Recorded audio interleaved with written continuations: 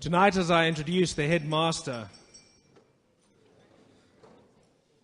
I'm reminded of an address delivered in 1911 or 1912, I forget, by Teddy Roosevelt at the Sorbonne in Paris, after he'd retired, and he was, of course, a president only for a term and a half in America. And the address was titled "Citizenship in a Republic," and it dealt very formally with the responsibilities that we have as citizens in a republic, and we're a republic, of course. But the speech is not remembered for that. The speech is remembered for two things, two quite remarkable things. The first is that he delivered it in perfect French, which is surprising for an American president. There hasn't been one since, I don't think, who's had perfect French. And secondly, it's remembered for one of the famous passages in it, which was the man in the arena. And what, I'm doing this from memory, Teddy Roosevelt said was that it's easy to be the critic. It's easy to be the man on the sideline who looks into the pit and said, "You could have boxed harder." It's easier to sit there and say, "I would have done this," or "I would have done that." And Roosevelt's point was, when you're the man in the arena, that is what you do. And while it's easy to be a critic, it's about being in the arena. In a moment earlier on this evening, I was talking to one of the young teachers who's joined the staff of the school. And he said something to me that just clanged in a way that's almost incomprehensible. He said to me that the hardest part of my job is dealing with old boys. I love everything else. The hardest part of my job is dealing with old boys. Gentlemen, I'm afraid that when we've got to that, and this is a very personal note, then I'm afraid the fault is on our side. And we need to think about how we approach the school. And I know there's been a lot of toing and froing about sport and things otherwise. But the reality is that this school has a long legacy, and it is a proud legacy, and it is a legacy that will continue, and that we're lucky to have a man like Mr. Tony Reeler. And while the scoreboards might say one thing, it's the trajectory that says something else. And so it gives me pleasure, Mr. Reeler, to welcome you to the stage tonight to reply to the toast of the school. But I once again welcome you to this podium, saying that it's with the full support of the old boys. And while there's some dissenting voices, you certainly have my support. Thank you very much.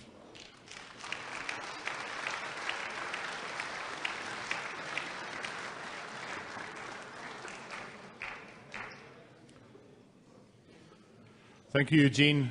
Thank you very much for your kind words. This is the end of my 6th year at Pretoria Boys High. It's hard to believe. I've been introduced as the new headmaster many, many times. My hair was a little darker. I didn't have these things to wear when I have to read now. But these last 6 years have been absolutely amazing. They really have. It is always difficult at an old boys function to get up at 11:15 to reply to a toast and to deliver a headmaster's address. But it is more difficult tonight to speak after such an incredible address that we had from Greg.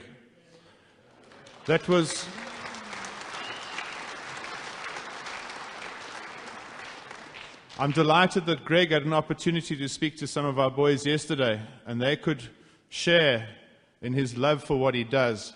And there were a couple of things I picked up certainly from his address tonight, apart from his consummate skill as a photographer, which is quite incredible.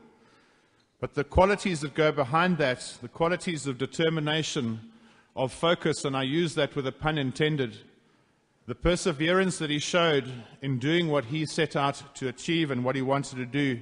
But perhaps the most overriding thing that came through for me was the obvious love of what he does. And that was incredible. And Greg, thank you very much for that.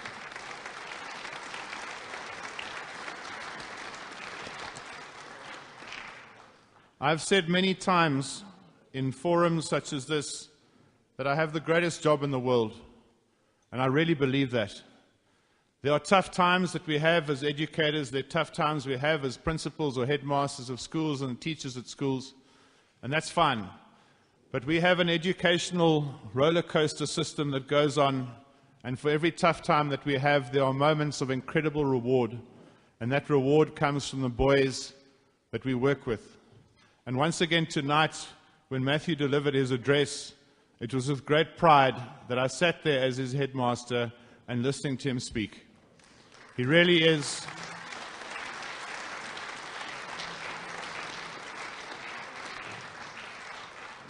He is a remarkable young man, and we're all very, very proud of him. Well done, Matthew. Gentlemen, thank you for your support. I would also like to single out Thomas in particular for his undying and unconditional support of the school and of me in particular. It is an absolute pleasure to work with him. I think he's the right man to be leading the Old Boys Association at this time, and it really is your support that you made very public tonight. I really, really appreciate it. Thomas, and to you, thank you very much indeed.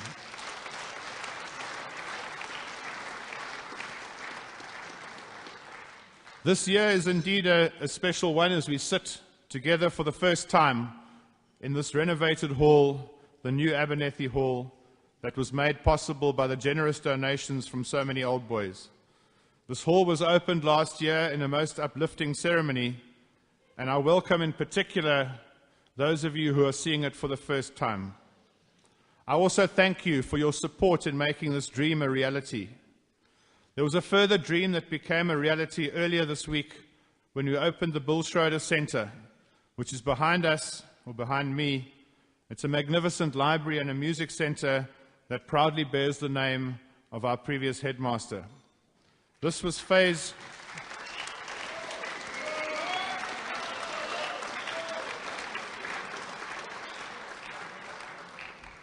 This was the second phase of the building project, and it was funded through a small surplus that we had from the first phase, and by the school, under the leadership and the governing body of Marius van Staden, we borrowed the balance to enable us to have the least disruption to our classes and to the educational program. And so that was completed and opened for the use of all the boys and the boys to come. It is indeed a magnificent facility. Part of my role tonight is also to report on activities since the last dinner, and I do that briefly. I begin with the academic program, which continues to make us extremely proud. It is unusual in schools in South Africa to have over 300 matriculants every year.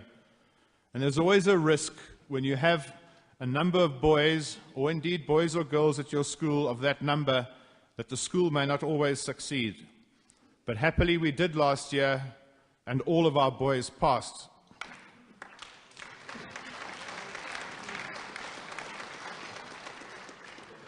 I do remain slightly skeptical about pass rates, though, because to me, pass rates do not necessarily reflect the quality of the education system that we're in.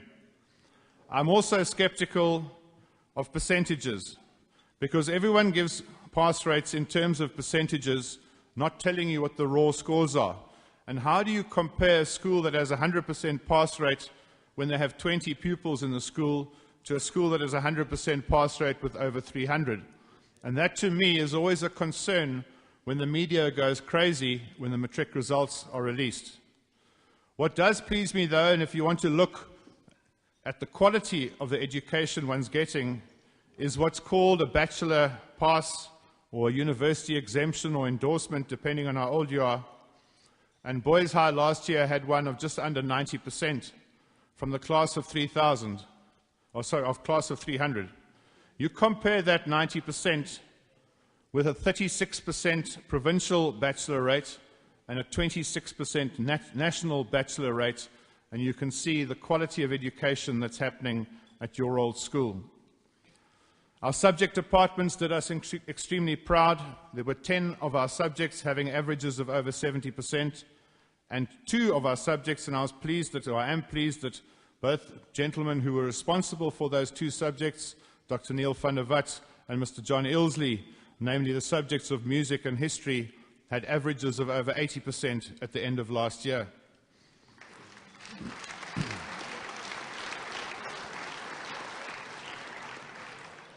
I would also like to single out our science and maths departments for their continuing to strive to get boys to not only take the subject, but also to pass it.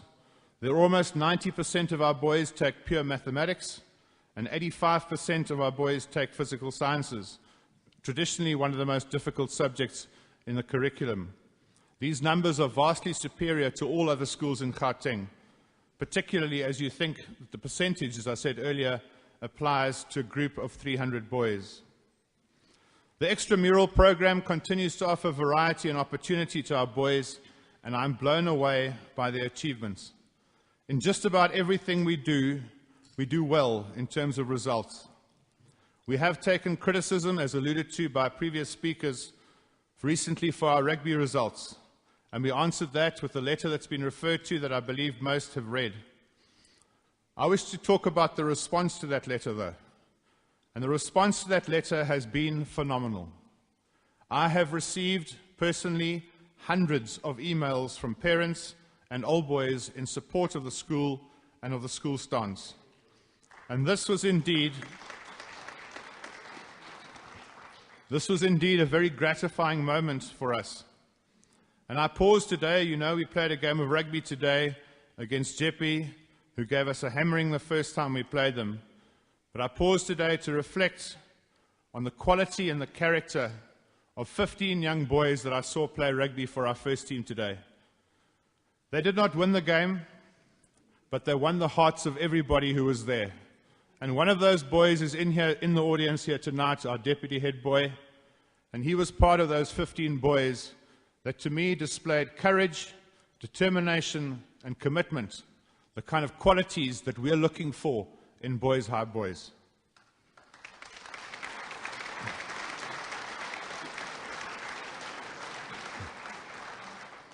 As far as the estate and the buildings are concerned, they continue to be, along with our boys, and I often refer to this as our two greatest assets. The first are our boys, and the second is the beautiful estate that we are so privileged to have.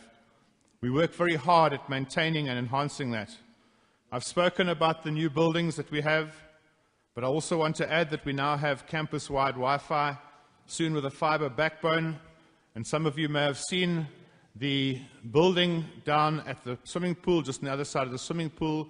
We've put down an outdoor gymnasium facility that will enable many more of our boys to train according to the latest methods. Many of you were asked your opinions recently in a survey that was conducted amongst old boys and amongst parents, and we've been very pleased with the raw data that we've had a look at so far. There will be specific detail that we fed back to the old boys community and to the parents, but overall there was a very positive message that came back to us, particularly when it came to a perception that the school still stood for the important things that you believe in and still maintained a holistic approach to education, offering opportunities to all its boys while maintaining what was important. And our head boy spoke of the 4 core values of the school: honor, integrity, loyalty, and respect. And that came through very strongly in the feedback from the old boys. Any school worth its salt will form an emotional tie with its people, the staff and the pupils. At our school, it is perhaps stronger than most, and we are taught to love our school and all it stands for. We understand that. We understand that, and we understand people's feelings when they want us to do well and when we get it wrong. Rest assured that those of us that work here love this place as much as you do, and we will do all we can to make it better for the sake of our boys. If you are in any way concerned about standards at the school, whether it be discipline or pride, or indeed the sense of belonging that you had, I invite you to visit us and experience firsthand what the school is in the year 2016. Without exception, those of you and many others who've come back for reunions or visited at assembly, you leave with a profound sense of gratitude and pride. This was highlighted to the boys in a fine address given to them at Founders Assembly yesterday, when old boy and staff member Lincoln Keaton spoke in one of the finest addresses I've heard given to the school. He said to the boys, "What do you give someone for their birthday?" The school is 115 years old, and what gift should one give the school for its 115th birthday? He said there are two things you should give: gratitude and pride. To be truly grateful that you are at this fine school or were part of it, and to be proud of it and all it does. And so I close my thoughts and comments to you by asking you the same questions that I ask many reunion groups.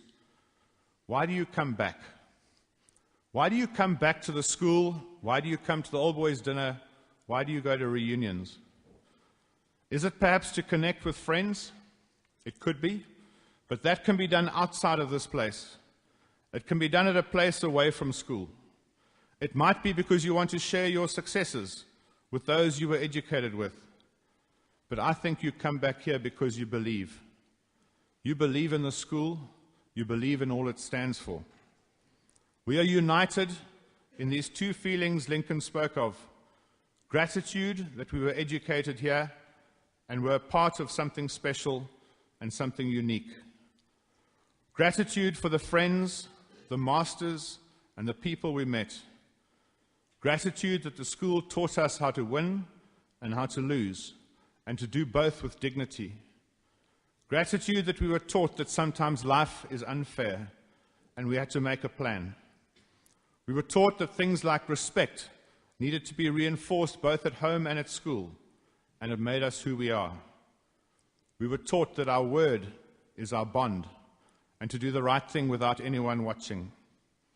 And your school still believes that these life lessons are important, and we try and instill them in our future generations. But we also come back because we're proud of our school and for what it stands for, how it stood up to what was wrong and stood for what was right. Gentlemen, I thank you all, and I wish you well. Until next year. Thank you.